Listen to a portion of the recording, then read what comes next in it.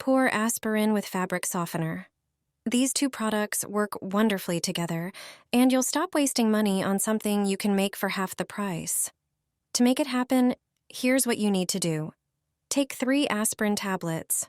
If you have expired aspirin tablets, use them. Place them on a piece of paper towel and wrap them. Crush them with a pestle.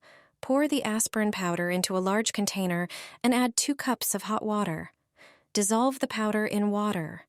Add 3 tablespoons of rubbing alcohol. Then add 2 caps of any fabric softener and 2 tablespoons of dish soap. Add another 2 cups of water. It can be cold. Mix well and pour everything into a bottle.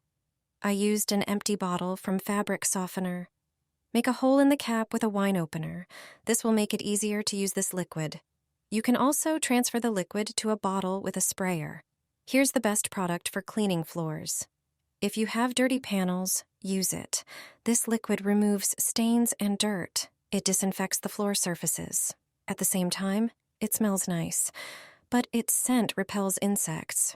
You can also use it to clean the bathroom floor, especially for cleaning around the toilet.